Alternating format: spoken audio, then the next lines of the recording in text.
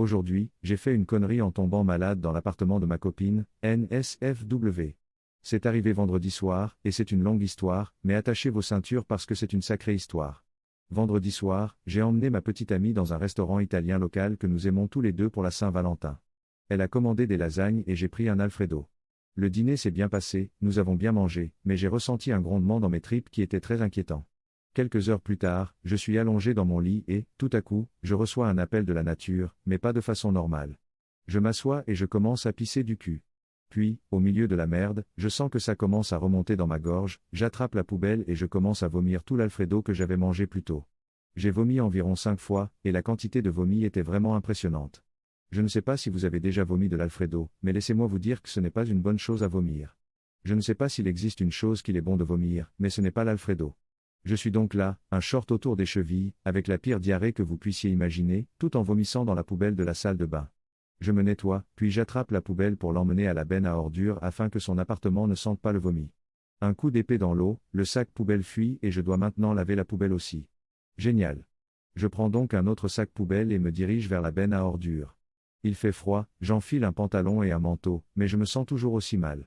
Je jette mon sac poubelle dégueulasse dans la benne à ordures et je m'apprête à rentrer à l'intérieur quand, oh fuck, j'ai oublié mes putains de clés et je suis enfermé à l'extérieur de l'immeuble à 23 heures. Je fais le tour de l'immeuble en espérant que ma copine se réveillera au son de mes coups de sonnette pour essayer de rentrer.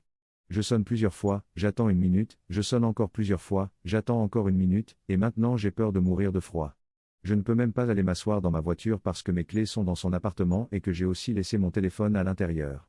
Je commence à paniquer et à appeler ses voisins, en espérant que quelqu'un est réveillé et me laissera entrer.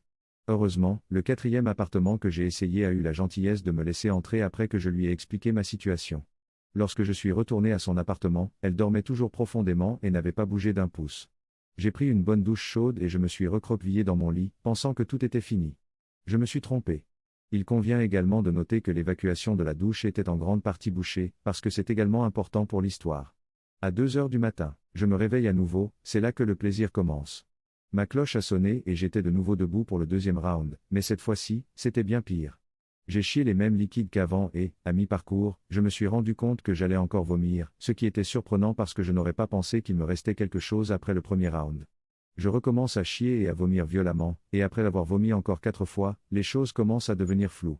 J'ai dû m'évanouir pendant une seconde parce qu'à un moment, je prie pour la douce libération de la mort avec la poubelle dans les bras, et l'instant d'après, je suis étalé sur les toilettes et la poubelle est sur le sol, debout, mais il y a du vomi partout. Je suis donc là, malade, nu sur les toilettes, et j'ai mis un énorme bazar dans la salle de bain de ma copine. Le mieux, c'est qu'elle dort encore profondément. J'ouvre la porte, je l'appelle et je l'informe de ma situation. Elle me donne des produits de nettoyage et une serpillière, et je commence à nettoyer mon désordre. Je jette le vomi dans les toilettes, je le nettoie dans la baignoire, mais la canalisation est en grande partie bouchée et il y a maintenant des morceaux de vomi qui flottent dans la baignoire. Heureusement, elle avait un cure-dent, alors j'ai retiré une énorme touffe de cheveux de l'évacuation de la douche, j'ai fini de nettoyer la salle de bain et je me suis nettoyé moi-même. Il s'est avéré que j'ai attrapé un virus d'un collègue et qu'il ne s'agissait pas d'une intoxication alimentaire. J'ai passé toute la journée d'hier et d'aujourd'hui à être malade, mais je commence enfin à me sentir mieux. J'ai fini par avoir la chiasse liquide pendant tout ce temps, mais je ne me suis réveillé pour vomir qu'une fois de plus vers 6 heures du matin le lendemain.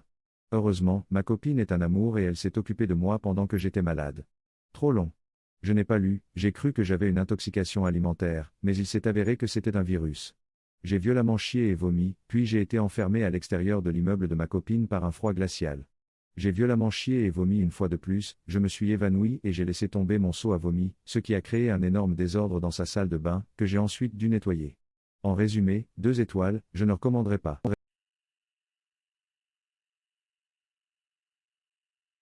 Aujourd'hui, j'ai fait une erreur en appuyant sur le butt plug. Obligatoire.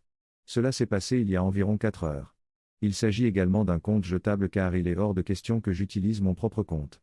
Les enfants étaient en visite chez des amis pour les vacances de Pâques. Alors moi et ma femme, on a passé un très bon moment sexy, ce que j'ai d'abord pensé ne pas vouloir car je ne me sentais pas très bien. Je me suis douché et nous avons commencé, alors qu'elle était sur le dessus. Ma femme est extrêmement jolie, comme un super mannequin, alors je suis toujours très enthousiaste. Ma main était posée sur ses fesses, comme c'est souvent le cas. J'ai commencé à pousser son butt plug comme je le fais souvent pour la stimuler. Là, c'était le pompon. Comme il a été aspiré directement et que nous nous sommes arrêtés là, elle a eu très peur et s'est mise en colère. Je lui ai dit d'aller aux toilettes et d'essayer de chier littéralement. Comme je n'arrivais pas à le pousser, j'ai mis beaucoup de lubrifiant sur mes mains et j'ai essayé de l'extraire. À notre détriment, il s'est enfoncé de plus en plus profondément. Il ne nous restait plus que quelques minutes avant que les enfants ne rentrent à la maison, et nous étions tous les deux en costume d'anniversaire. Sur le sol de la salle de bain, avec mon doigt enfoncé jusqu'au genou dans son cul, en train de fouiller. Le doigt a à peine survécu à la pression, car il était écrasé par son sphincter. Finalement, j'ai dû mettre encore plus de lubrifiant, et après de nombreuses tentatives, j'ai finalement réussi à introduire 3 doigts dans son cul. J'ai finalement réussi à introduire 3 doigts. Le butt plug a fait plusieurs sauts de puce dans son cul, et lors de l'un d'entre eux, j'ai réussi à le positionner de façon à ce qu'il ne soit plus à l'horizontale à l'intérieur d'elle et je l'ai retiré. La pauvre femme a dû souffrir énormément. Je me sens horriblement mal et je me demande si elle voudra encore utiliser cette chose. C'est aussi la première fois que j'ai autant de doigts à l'intérieur d'elle et aussi profondément dans son anus. Nous avons réussi à en finir avant que les enfants ne rentrent à la maison, et tout s'est bien terminé. Elle était morte de peur et ne voulait pas aller aux urgences pour cette mésaventure. Trop long. N'a pas lu. J'ai poussé le butt plug, il a été aspiré, j'ai dû mettre mes doigts aussi loin à l'intérieur que je ne l'avais jamais fait et je l'ai retiré.